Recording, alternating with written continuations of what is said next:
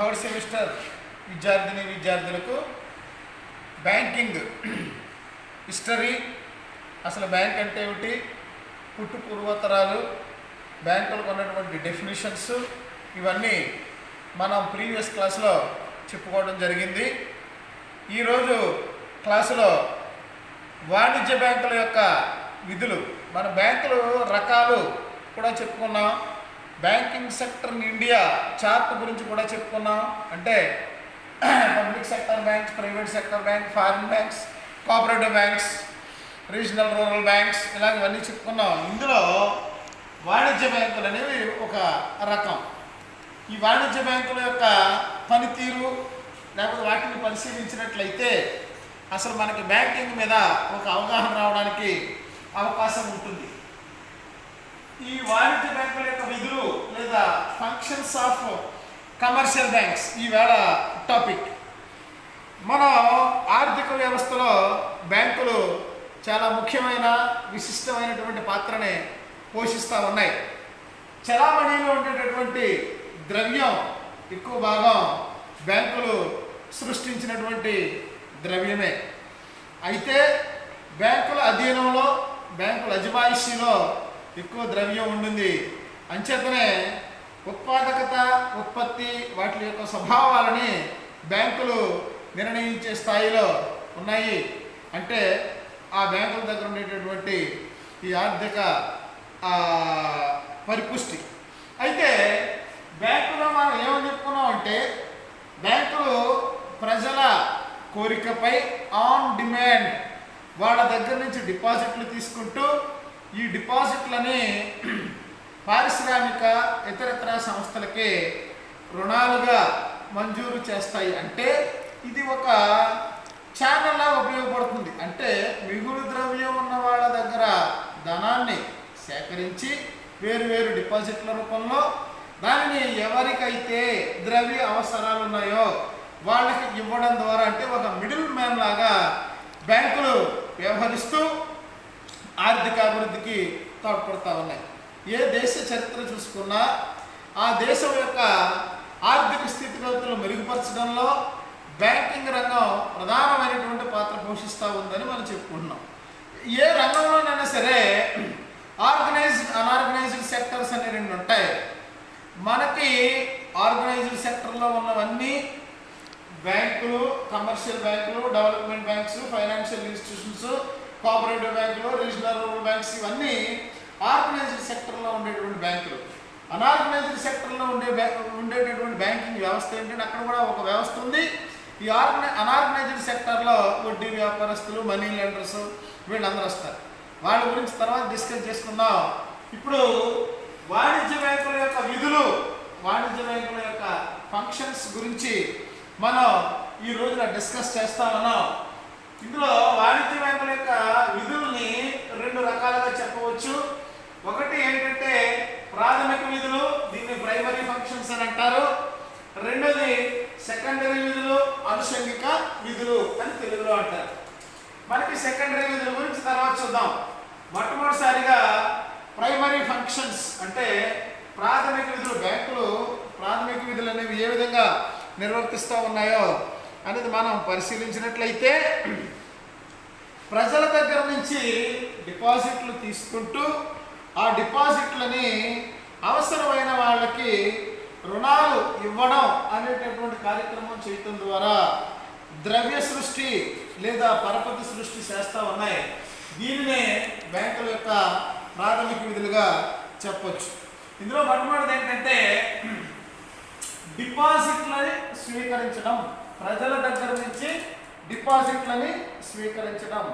బ్యాంకులు ఏంటంటే ప్రజలు, వ్యక్తులు, సంస్థలు దగ్గర నుంచి మిగులు సొమ్ము వాళ్ళ దగ్గర అంటే వాళ్ళ అవసరాలు పోను మిగులు సొమ్ము వాళ్ళ దగ్గర ఏమైనా ఉన్నట్లయితే ఆ మిగులు సొమ్ముని డిపాజిట్ల రూపంలో తీసుకుంటూ ఆ సొమ్ముని పరపతి రూపంలో, అంటే ఆయా డిపాజిట్ల మీద కొంత మొత్తాన్ని వడ్డీ ఇస్తూ ఈ సొమ్ముని పరపతి రూపంలో ఇతరులకి వడ్డీకి అప్పులు ఇస్తూ అవసరం ఉన్నటువంటి వ్యక్తులకు కానీ అవసరం ఉన్నటువంటి సంస్థలకు కానీ ఈ ఛానలైజ్ చేస్తూ లాభాలని సంపాదించడానికి ప్రయత్నం చేస్తూ ఉన్నాయి. అయితే ఇక్కడ బ్యాంకులు అనేవి ప్రపంచంలో, సంఘంలో, సమాజంలో అనేక రకాలైనటువంటి ప్రజలు ఉంటారు, అనేక వర్గాలైనటువంటి ప్రజలు ఉంటారు. వారి యొక్క ఆర్థిక అవసరాలు, వారి యొక్క సంపాదన వేరువేరుగా ఉంటుంది. అంచేత అందరికీ వీలుగా ఉండే విధంగా ఈ డిపాజిట్లు అనేవి అనేక రకాలైనటువంటి డిపాజిట్ ఖాతాలని బ్యాంకులు వారి వారి పేరు మీద ఓపెన్ చేస్తూ వారి అవసరాలకు తగ్గట్టుగా ఆయా ఖాతాలని బ్యాంకులు నిర్వహిస్తూ ఉన్నాయి. ఇందులో మొట్టమొదటిది ఏంటంటే ఫిక్స్డ్ డిపాజిట్ ఖాతాలు.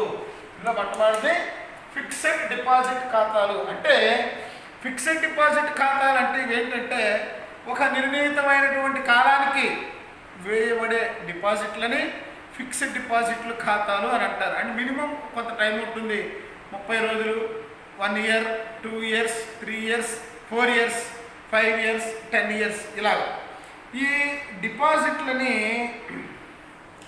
మనం తీసుకున్నట్లయితే, ఈ ఖాతాను మనం ఓపెన్ చేసినట్లయితే, ఈ ఫిక్స్డ్ డిపాజిట్ ఖాతాల్లో మనం వేసేటటువంటి సొమ్ముని నిర్ణీత కాల వ్యవధి పూర్తయ్యే వరకు మనం తీసుకునే, అంటే విత్డ్రా చేసుకునే అవకాశం ఉండదు. ఫిక్స్డ్ కాలం 1 ఇయర్ వేస్తే 1 ఇయర్ లోపు దీని మీద తీసుకునే అవకాశం ఉండదు. ఇలాంటి డిపాజిట్ల మీద కొంచెం వడ్డీ రేటు ఎక్కువగా ఉంటుంది. ఆయా కాలాన్ని బట్టి వడ్డీ రేటు నిర్ణయించడం జరుగుతూ ఉంటుంది. అయితే ఇక్కడ ఏంటంటే దీన్నే ఫిక్స్డ్ డిపాజిట్లని, టర్మ్ డిపాజిట్లని, టైం డిపాజిట్లని కూడా అంటూ ఉంటారు. దీనికి మినిమం 45 డేస్ ఉండాలి. తర్వాత మ్యాక్సిమం ఎంతకాలం అయినా సరే ఉండొచ్చు. ఈ ఫిక్స్డ్ డిపాజిట్ల మీద వడ్డీలు కాలాన్ని బట్టి, అంటే 45 రోజులు ఒక రకమైన వడ్డీ ఉంటుంది, 1 ఇయర్కి ఒక రకమైన వడ్డీ ఉంటుంది, అదే 4 ఇయర్స్ 5 ఇయర్స్ అయితే ఒక రకమైన వడ్డీ ఉంటుంది, ఇలా ఉంటుంది.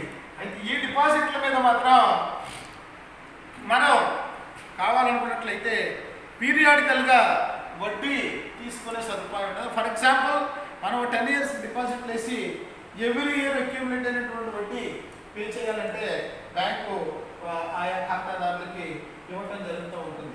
అది వీటిని ఫిక్స్డ్ డిపాజిట్ల ఖాతాలు అంటారు.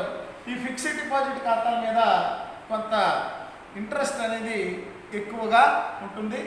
సాధారణంగా అవసరాలను ముందుగా అంచనా వేసేటంటే భవిష్యత్ అవసరాల కోసం డబ్బుల్ని దాయాలనుకునేటటువంటి ప్రజలకి ఈ ఫిక్స్డ్ డిపాజిట్లు ఉపయోగపడతా ఉంటాయి. ఫర్ ఎగ్జాంపుల్ ఒక అబ్బాయికి చదువు చదివించాలి, అమెరికా పంపించాలి, లేకపోతే ఇతర దేశాలకు పంపించాలి, లేకపోతే అమ్మాయిని పెళ్లి చేయాలి, లేకపోతే పలానా వ్యాపారం చేసుకోవాలి భవిష్యత్తులో, ఇలాంటి అవసరాలకి ఈ ఫిక్స్డ్ డిపాజిట్లని వేసుకొని ఆయా అవసరాలని ప్రజలు తీర్చుకోవడం జరుగుతూ ఉంటుంది.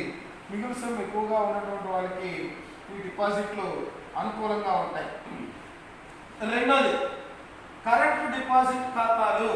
కరెంట్ డిపాజిట్ ఖాతాలు అంటే ఏంటంటే ప్రతిరోజు చాలాసార్లు బ్యాంకుల్లో డబ్బు వేయడం, డబ్బులు మళ్ళీ ఎక్కువ సార్లు డ్రా చేసేటటువంటి, అంటే ఎక్కువ సార్లు విత్డ్రా చేసేటటువంటి వాళ్ళకి ఈ కరెంట్ ఖాతా డిపాజిట్లు అవసరం అవుతుంటే సాధారణంగా ఏంటంటే ఇవి వ్యాపారస్తులకి వీలుగా ఉండేటటువంటి డిపాజిట్లని కరెంట్ ఖాతా డిపాజిట్లు అని అంటారు. సాధారణంగా ఈ కరెంట్ ఖాతా డిపాజిట్ల మీద బ్యాంకు వడ్డీని చెల్లించదు, ప్లస్ ఈ ఖాతాను నిర్వహించినందుకు బ్యాంకు వారు కొంత సొమ్ము తీసుకోవటం జరుగుతూ ఉంటుంది. ఛార్జీల కింద నిర్వహణ వ్యయాన్ని ఛార్జీలు చెల్లించాల్సిన, ఖాతాదారుడే చెల్లించాల్సినటువంటి పరిస్థితులు ఉంటుంది. అయితే ఈ కరెంట్ డిపాజిట్లో వాళ్ళకి అనుకూలంగా ఉండేటటువంటి విషయం ఏంటంటే కరెంటు ఖాతా డిపాజిట్లో ఉన్న వాళ్ళు బ్యాంకు వారికి సరైన నమ్మకం కలిగించి వీళ్ళు సరైన హామీని చూపించుకోగలిగినట్లయితే ఈ కరెంటు ఖాతా డిపాజిట్లు ఉన్న వాళ్ళు వాళ్ళ అకౌంట్లో ఉన్న సొమ్ము కన్నా కొంత ఎక్కువ సొమ్మును డ్రా చేసుకునే అవకాశం ఉంటుంది. దీన్నే ఓవర్ డ్రాఫ్ట్ అని అంటారు. ఈ ఓవర్ డ్రాఫ్ట్ ఫెసిలిటీ కరెంటు ఖాతా ఉన్న వారికి ఉంటుందంటే ఖాతాదారుడికి బ్యాంకుకి మధ్యన ఉన్నటువంటి రిలేషన్ మీద ఆధారపడి ఈ ఓవర్ డ్రాఫ్ట్ ఫెసిలిటీని ఇవ్వటం జరుగుతూ ఉంటుంది. ఈ కరెంట్ ఖాతా డిపాజిట్లు నిర్వహించినందుకు కొంత రుసుము ఉంటుంది. అలాగే బ్యాంకు వారు మనకు శాంక్షన్ చేసినటువంటి ఓవర్ డ్రాఫ్ట్ మీద కూడా కొంత వడ్డీని బ్యాంకు వారు ఖాతాదారుల దగ్గర నుంచి తీసుకుంటారు. మూడోది ఏంటంటే సేవింగ్ డిపాజిట్ ఖాతాలు. ఇవి సాధారణంగా అందరు ప్రజలు అంటే ఉద్యోగస్తులు లేకపోతే రోజువారీ అవసరాలకి తీసుకునేటువంటి వాళ్ళకి అందరికీ వీలుగా ఉండడం కోసం చిన్న చిన్న ఆదాయ వర్గాల వాళ్ళకి వీలుగా ఉండడం కోసం ఇలాంటి డిపాజిట్లని పెట్టడం జరిగింది. సేవింగ్స్ డిపాజిట్ ఖాతాలు. ఈ సేవింగ్స్ డిపాజిట్ ఖాతాలు నిర్వహించినందుకు ఇందులో బ్యాంకు వారు స్వల్ప వడ్డీని చెల్లిస్తారు.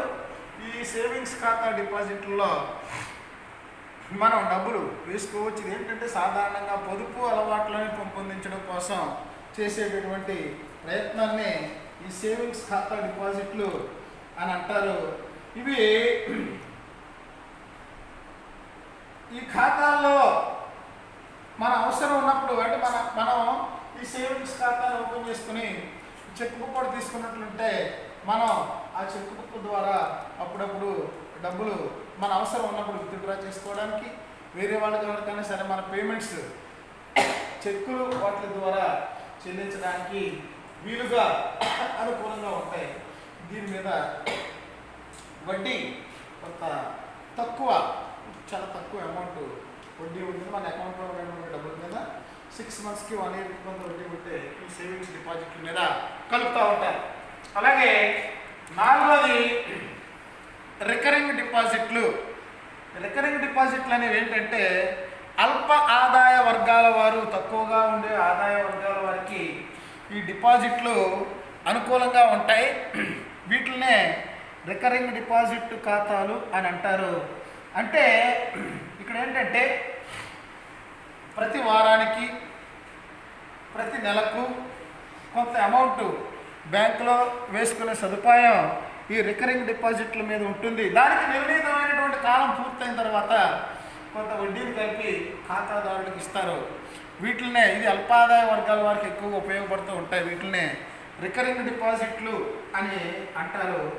ఈ డిపాజిట్లు మనం అనుకున్న సేవింగ్స్ డిపాజిట్ల కన్నా కొంచెం ఎక్కువ మొత్తాన్ని ఈ రికరింగ్ డిపాజిట్ల మీద వడ్డీ చెల్లించడం జరుగుతూ ఉంటుంది. ఇవే కాకుండా home safe accounts. Home safe accounts అనేవి ఏంటంటే ఇవి ప్రజలలో పొదుపు అలవాట్లను పెంపొందించే ఉద్దేశ్యంతో ఈ హోమ్ సేఫ్ అకౌంట్స్ని ఓపెన్ చేస్తారు. ఓపెన్ చేసి మన పేరు మీద ఒక డిపాజిట్ని తెరిచి మన ఇంటికి వచ్చి బ్యాంకు వారు మనం దాచుకునేటువంటి డబ్బుని తీసుకెళ్ళి మన అకౌంట్లో వేసేటటువంటి సిస్టమ్ని హోమ్ సేఫ్ అకౌంట్స్ అని అంటారు. ఇవే కాకుండా ఇంకా అనేక రకాలైనటువంటి డిపాజిట్లని బ్యాంకు వారు కొత్తగా వీటినే బ్యాంక్ ప్రోడక్ట్స్ అని అంటారు. మన మామూలుగా వ్యాపార సంస్థల్లో మనం చేసుకునేటటువంటి ప్రోడక్ట్స్ ఎలాగైతే ఉంటాయి అలాగే బ్యాంక్ ప్రోడక్ట్స్ అని అంటారు. అవి గిఫ్ట్ చెక్స్ అని, అలాగే ఇంకా అనేక రకాలైన వృత్తుల వారికి అనుకూలంగా ఉండేటటువంటి విధంగా కల్పతరు డిపాజిట్లని, సంక్షేమ డిపాజిట్లని, లేకపోయినట్లయితే చిన్నతనంలో స్కూల్స్లో కిడ్డీ బ్యాంక్ అని ఒకటి ఉంది. కిడ్డీ బ్యాంక్, ఈ కిడ్డీ బ్యాంక్ అంటే చిన్నపిల్లలకి పొదుపు అలవాట్లను పెంపొందించే ఉద్దేశంతో బ్యాంకు వారు మనకు ఒక టాయ్ లాంటి బొమ్మ ఒకటి ఇస్తారు. దాని డిబ్బీ ఉంటుంది. ఆ డిబ్బీలో రోజు రూపాయి, 2 రూపాయలు, 3 రూపాయలు వేసుకున్నట్లయితే 1 week 15 daysకో బ్యాంకు వాళ్ళు పట్టుకెళ్ళి మనకి ఇచ్చినా లేకపోతే వాళ్ళు మన ఇంటికి వచ్చి ఈ కిడ్డీ బ్యాంక్లో ఆ డిబ్బీలో ఉన్నటువంటి డబ్బులు ఎన్నైతే అన్నీ మన అకౌంట్లో వేసి పొదుపు అలవాట్లను పెంపొందించడం కోసం ఇలాంటి సౌకర్యాలు అన్నీ చేస్తారు. మా చిన్నతనంలో మేము చదువుకున్నప్పుడు కూడా కిడ్డీ బ్యాంక్ అనేది ఉంది. స్కూల్కి బ్యాంకు వాళ్ళు కారు వేసుకొచ్చేవారు. అందరూ డిబ్బీలు పట్టుకెళ్ళి ఒక రోజు పట్టుకెళ్తే అందులో ఎన్ని ఉంటాయి డబ్బులు మన అకౌంట్లో వేసేవారు. ఇవన్నీ డిపాజిట్ స్కీమ్స్. ఈ డిపాజిట్లని తీసుకోవటం, డిపాజిట్లని అంగీకరించడం, డిపాజిట్లని స్వీకరించడం ఇది ముఖ్యమైనటువంటి బ్యాంకులకు ముఖ్యమైనటువంటి. ఎందుకంటే ఈ బ్యాంకింగ్ వ్యవస్థ ఆల్ ఓవర్ ఇండియా స్ప్రెడ్ అయింది, నూక్ అండ్ కార్నర్లో స్ప్రెడ్ అయ్యింది. దేశంలో ప్రతి ప్రదేశంలోనూ కూడా ఆర్థిక అవసరాలు ఒకే విధంగా ఉండవు. ఒక్కొక్క ఏరియాలో ఒక్కొక్క రకంగా ఈ ఆర్థిక అవసరాలు ఉంటాయి. ఒక్కొక్క సీజన్లో ఒక్కో రకమైనటువంటి ఆర్థిక అవసరాలు ఉంటాయి. ఒక్కొక్క సీజన్లో ఒక్కొక్క చోట డబ్బులు ఎక్కువగా వచ్చే పరిస్థితులు ఉంటాయి. ఒక్కొక్క ఏరియాలో డబ్బు అవసరమయ్యేటటువంటి పరిస్థితులు ఉంటాయి. సో ఈ మనీని ఒక చోట నుంచి వేరే చోటకి, ఒక వ్యక్తి నుంచి వేరే వ్యక్తికి ఛానలైజ్ చేయడానికి ఈ బ్యాంకులు డిపాజిట్లని తీసుకుంటూ ఉంటాయి. ఎందుకంటే నిద్రాణంగా బ్యాంకింగ్ వ్యవస్థ లేనప్పుడు పొదుపు అనేది నిద్రాణంగా ఉండేది. ఎవరి దగ్గరైనా మిగిలిన డబ్బు ఉంటే ఓ సూట్ కేసులో దాచుకోవడం, గొయ్యి తీసి భూమిలో పెట్టడం, లేకపోతే గోడలో పెట్టడం, లంకి బిందులు అంటారు చూడండి, ఆ టైప్లో జనాలందరూ వీటిని స్టోర్ చేసుకుని దాచుకుని ఉండేవారు. బ్యాంకింగ్ వ్యవస్థ వచ్చిన తర్వాత డబ్బు, మిగులు డబ్బు ఉన్న వాడికి వడ్డీ వస్తుంది. డబ్బు అవసరమైన వాడు దాన్ని తీసుకెళ్ళి ఏదో ఒక వ్యాపారం చేసుకుని ఆర్థిక కార్యకలాపాలని మొబలైజ్ చేయడం, దీన్నే పరపతి సృష్టి అని అంటారు. బ్యాంక్ దగ్గర ఉండేటటువంటి పరపతి సృష్టి, మిగులుధనం ఉన్నవాడి దగ్గర తీసుకుని ద్రవ్య అవసరం ఉన్నవాడికి ఇస్తూ బ్యాంకులు పరపతి సృష్టిని క్రియేట్ చేస్తూ ఉన్నాయి. ఇది బ్యాంకులు డిపాజిట్లని తీసుకోవటం, ఇది ప్రైమరీ ఫంక్షన్లో డిపాజిట్లని స్వీకరించడం. బ్యాంకులు డిపాజిట్లు తీసుకున్న సొమ్ముని రుణాలు మంజూరు చేస్తాయి అని మనం చెప్పుకున్నాం. అది బ్యాంకింగ్ ఫంక్షన్స్. అంటే బ్యాంకు ఏ విధంగానూ కూడా పెట్టుబడి పెట్టకుండా ప్రజల తుమ్ముతో, ప్రజల నమ్మకంతో వ్యాపారం చేసే సంస్థ. అంటే మనం వేసినటువంటి డిపాజిట్లు తీసుకుని దాన్ని మళ్ళా ప్రజలకు రుణాన్ని మంజూరు చేస్తున్నది రెండవ ఫంక్షన్. ఇది రెండవది. డిపాజిట్లు తీసుకోవడం మొదటిది, రుణాలు మంజూరు చేయటం మొదటిది. అంటే బ్యాంక్ కొంతమందికి తెలివితేటలు ఉండొచ్చు, వ్యాపార దక్షత ఉండొచ్చు, ఇవన్నీ ఉండొచ్చు, ఫైనాన్స్ లేకపోవచ్చు. అంచేత ఏంటంటే బ్యాంకులు ఎంటర్ప్రెన్యూర్షిప్ని డెవలప్ చేయడం కోసం, బ్యాంకులు దేశాన్ని అభివృద్ధి చేయడం కోసం ఈ విధమైనటువంటి రుణాలని మంజూరు చేస్తూ ఉంటాయి. అంటే నిద్రాణంగా ఇక్కడ పడి ఉన్నటువంటి సొమ్మును డిపాజిట్ల రూపంలో తీసుకుని దాన్ని లైమ్ లైట్లో తీసుకొచ్చి ప్రాపర్గా వినియోగించుకునే ఈ పెట్టుబడిదారులకి, వ్యాపారస్తులకి రుణాలు మంజూరు చేస్తుంది. అందులో మొట్టమొదటిది పిలుపు ద్రవ్యము. ఈ పిలుపు ద్రవ్యం అనేది ఏంటంటే కోరిన వెంటనే తిరిగి చెల్లించే షరతు మీద బ్యాంకుకు చెల్లిస్తాను అనే గ్యారంటీ ఇచ్చిన వాళ్ళకి మాత్రమే ఈ పిలుపు ద్రవ్యాన్ని ఇస్తారు. ఈ పిలుపు ద్రవ్యం యొక్క కాల పరిమితి 1 నుంచి 7 రోజుల వరకు ఉంటుంది. అయితే ఇక్కడ బ్యాంకు వారు ఎప్పుడు కావాలి అంటే అప్పుడు ఈ పిలుపు ద్రవ్యం అనేటటువంటి రుణాన్ని వసూలు చేసుకునేటటువంటి అవకాశం ఉంటుంది. సాధారణంగా ఇలాంటి పిలుపు ద్రవ్యం అనేటటువంటి రుణాలని ఆర్థిక సంస్థలు అంటే ఈ ద్రవ్య సంస్థలకి, ఇతర బ్యాంకులకి, నైబరింగ్ ఇన్స్టిట్యూషన్స్కి వీళ్ళు ఇలాంటి పిలుపు ద్రవ్యాన్ని ఇస్తూ ఉంటారు. ఫర్ ఎగ్జాంపుల్ స్టేట్ బ్యాంక్ ఉందనుకోండి, స్టేట్ బ్యాంక్ మన పెద్దాపురం బ్రాంచ్లో డబ్బు ఉండొచ్చు, సామర్లపాడు బ్రాంచ్లో డబ్బు ఉండకపోవచ్చు. సో అలాంటి బ్రాంచ్ వచ్చి వీళ్ళ దగ్గర తీసుకెళ్ళేటటువంటి అప్పుల్ని పిలుపు ద్రవ్యం అని అంటారు. పెద్ద పెద్ద వ్యాపార దిగ్గజాలకి కూడా ఇలాంటి పిలుపు ద్రవ్యం అనేటటువంటి సొమ్మును అప్పులుగా ఇస్తారు. అలాగే షేర్ మార్కెట్ బిజినెస్ జరిగేటటువంటి ఏరియాలో కూడా పిలుపు ద్రవ్యం అనేటటువంటి రుణ సదుపాయాల్ని బ్యాంకులు దీనిలో కొంచెం అధికంగా వడ్డీని వసూలు చేస్తూ ఉంటారు. రెండవది క్యాష్ క్రెడిట్స్. ఇది వ్యాపారస్తులకి, వ్యాపార సంస్థలకి అనుకూలంగా ఉండేటటువంటి ఈ అప్పు. ఈ క్యాష్ క్రెడిట్ అనేది అప్పు. బాకీదారుడికి అంటే ఎవరైతే ఇలాంటి అప్పు కావాలనుకుంటున్నారో వాళ్ళకి కొంత మొత్తాన్ని బ్యాంకు శాంక్షన్ చేస్తుంది. అయితే ఇందులో ఉన్న ఫెసిలిటీ ఏంటంటే మనం ఏ రోజున ఎంత సొమ్ము అయితే డ్రా చేస్తే డ్రా చేసిన సొమ్ము మీద మాత్రమే వడ్డీ పడుతుంది. మనకి శాంక్షన్ చేసినటువంటి సొమ్ము మీద కాకుండా ఈ డ్రా చేసినటువంటి సొమ్ము మీద మాత్రమే. బ్యాంకులోకి శాంక్షన్ అండ్ డిస్బర్మెంట్స్ అని కొన్ని ఉంటాయి. శాంక్షన్ చేసినటువంటి డేటు కాకుండా డిస్బర్మెంట్స్ జరిగినటువంటి రోజున మాత్రమే వడ్డీ ఉంటుంది. ఇది వ్యాపారస్తులకి కొంత అనువుగా ఉంటుంది. ఏదైనా సరుకులు అవి కొనుక్కోవాలనుకున్నప్పుడు ఆ ధనాన్ని పట్టుకెళ్ళి కొనుక్కుంటారు. అది అమ్మేసిన తర్వాత మళ్ళీ పట్టుకెళ్ళి వీటి మీద వేసేస్తూ ఉంటారు. ఫర్ ఎగ్జాంపుల్ మనకు 10 కోట్ల రూపాయలు శాంక్షన్ చేశారనుకోండి, ఆ 10 కోట్ల రూపాయల మీద మనకి వడ్డీ పడదు. ఏ రోజునైతే మన అకౌంట్లో మన ఖాతాలో పడుతుందో ఆ ఖాతాలో పడినంత మాత్రమే దాని మీద మనకి వడ్డీ వేస్తారు. మిగిలిన అమౌంట్ మీద వడ్డీ అంటే మనం ఎంత విత్డ్రా చేసుకున్నామో, మనకి ఎంత డిస్బర్మెంట్స్ అయ్యిందో దాని మీద మాత్రమే బ్యాంకు వడ్డీని విధించడం జరుగుతూ ఉంటుంది. ఇది క్యాష్ క్రెడిట్స్. ఇది కూడా వ్యాపార సంస్థలకి వ్యాపారస్తులకి అనుకూలంగా ఉండేటటువంటి విధానం. మూడోది ఓవర్ డ్రాఫ్ట్స్.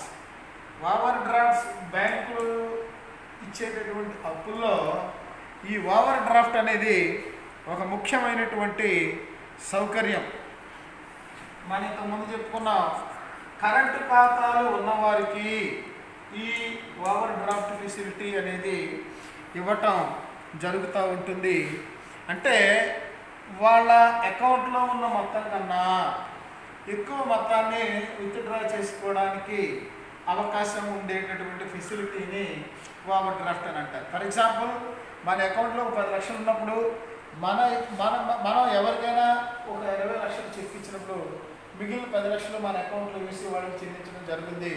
ఈ 10 లక్షల మీద ఈ ఓవర్ డ్రాఫ్ట్కి ఎవరైతే కరెంట్ ఖాతా ఉందో, ఎవరైతే ఓవర్ డ్రాఫ్ట్కి వెళ్తున్నారో వాళ్ళు దాని మీద వడ్డీ చెల్లించాల్సినటువంటి పరిస్థితి ఉంటుంది. అయితే ఈ ఓవర్ డ్రాఫ్ట్ సౌకర్యం వ్యాపారస్తులకి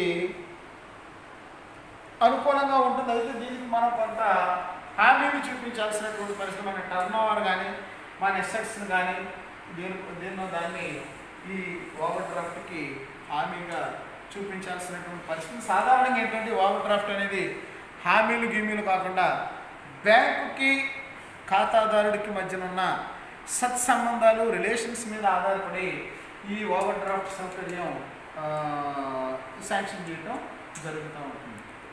ఇక బిల్స్ డిస్కౌంట్. ఈ బిల్ డిస్కౌంట్నే హుండీల డిస్కౌంట్ అని అంటారు.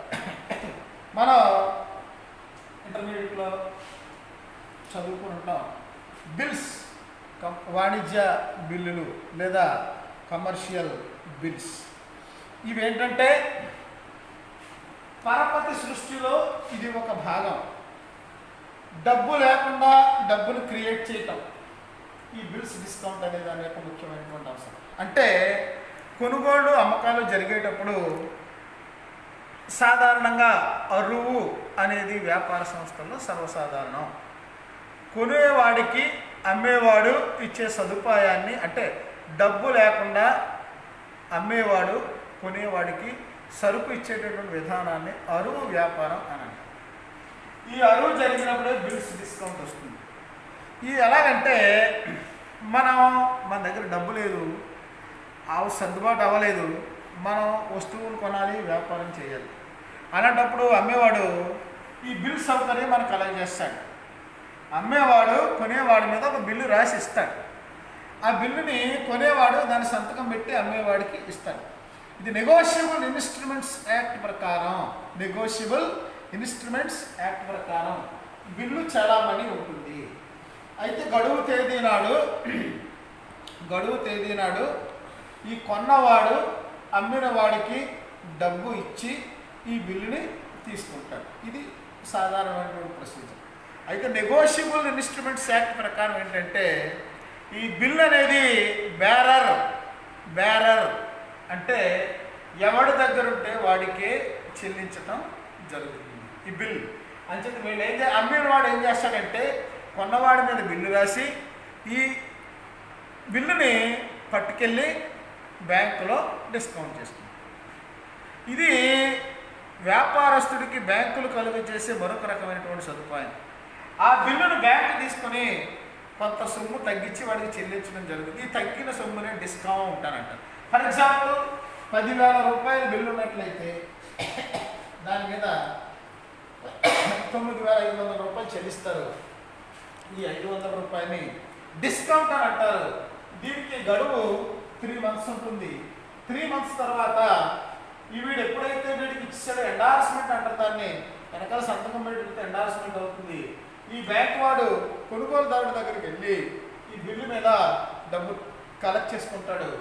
ఈ 9,500 10,000 మధ్యలో 500 వీడికి లాభం, అమ్మినవాడు వాడికి క్యాష్ అయిపోతుంది, అది వాడికి లాభం, కొన్నవాడు డబ్బు లేకుండా వ్యాపారం చేసుకుంటున్నాడు. ఇది బ్యాంకు కలుగజేసేటటువంటి ముఖ్యమైనటువంటి ప్రమాణమైనటువంటి సదుపాయం ఈ బిల్స్ డిస్కౌంటింగ్ బిజినెస్. కాల పరిమితి రుణాలు. ఈ కాల పరిమితి రుణాలు అనేవి ఏంటంటే బ్యాంకులు వినియోగదారుడికి అంటే బ్యాంక్ ఖాతాదారుడికి అవసరాన్ని బట్టి కొంతకాలానికి రుణాలని మంజూరు చేస్తూ ఉంటారు. ఈ రుణాలు కాలపరిమితి రుణాలు ఏంటంటే స్వల్పకాలిక రుణాలు, మధ్యకాలిక రుణాలు, దీర్ఘకాలిక రుణాలు. ఈ స్వల్పకాలిక రుణాల్లో మళ్ళీ అతి స్వల్పకాలిక రుణాలు. ఈ అంటే చిన్న చిన్న వ్యాపారస్తులకి గృహ నిర్మాణ సంస్థలకి, పెట్టుబడులకి, ఈ వివిధ అవసరాలకు సంబంధించినటువంటి రుణాలని కాల పరిమితి రుణాలు అని అంటారు. ఫర్ ఎగ్జాంపుల్ అన్ఎంప్లాయీస్కి ఇచ్చే రుణాలు ఉన్నాయి. ఈ అన్ఎంప్లాయీస్కి ఇచ్చేటటువంటి రుణాలు కాల పరిమితి మధ్యస్థం ఉంటుంది. అలాగే పారిశ్రామిక చిన్న చిన్న వ్యాపార సంస్థలకు ఇచ్చే రుణాలు వేరుగా ఉంటాయి. స్మాల్ ఇండస్ట్రీస్కి రుణాలు ఇచ్చే వేరుగా ఉంటాయి. అదే పెద్ద పెద్ద వ్యాపార సంస్థలకు ఇచ్చేటటువంటి రుణాల యొక్క కాల పరిమితి 20 సంవత్సరాలు, 25 సంవత్సరాలు, 15 సంవత్సరాలు, 10 సంవత్సరాలు ఆ విధంగా ఉంటాయి. అంచేత కాల పరిమితి గల రుణాలు అంటే బిజినెస్ని బట్టి, సంస్థను బట్టి, తరహాను బట్టి ఈ కాల పరిమితి రుణాలను మంజూరు చేస్తూ ఉంటాయి బ్యాంకులు. ఇవే కాకుండా బ్యాంకులు క్రెడిట్ కార్డ్స్ ఇప్పుడు ఈ మధ్యకాలంలో వచ్చేటువంటి డెవలప్మెంట్ అంటే క్లిక్. మనకు ఫోన్లో మెసేజ్ వస్తుంది, ఆ మెసేజ్లో క్లిక్ చేస్తే నీకు లోను శాంక్షన్ అవుతుంది. ఇవన్నీ లేటెస్ట్గా వచ్చినటువంటి క్రెడిట్ కార్డ్స్ అనేది ఎప్పటి నుంచో ఉన్నాయి. మన అకౌంట్లో డబ్బులు లేకుండా కొంత అమౌంట్ మన అకౌంట్లో వేసి అందులో వాడుకున్న దాని మీద కొన్నాళ్ళ తర్వాత వడ్డీలు కట్టడం, ఇవన్నీ క్రెడిట్ కార్డులు, క్లిక్, ఇవన్నీ ఆన్లైన్ బిజినెస్లు, ఇవన్నీ లేటెస్ట్గా వచ్చేటటువంటి ఇవన్నీ. అంచేత బ్యాంకులు డిపాజిట్లు తీసుకోవటం, రుణాలని మంజూరు చేయటం అనేటటువంటి 2 విధులు చేయటం ద్వారా పరపతి సృష్టి అంటే క్రెడిట్ క్రియేషన్ అనే దానికి ఉపయోగపడుతూ ఉంది. ఈ క్రెడిట్ క్రియేషన్ అనేది మనం నెక్స్ట్ క్లాస్లో చూసుకుందాం. అందరూ వినండి, చూడండి, వీలు పడితే బుక్స్ తీసుకుని ఒకసారి చదవండి.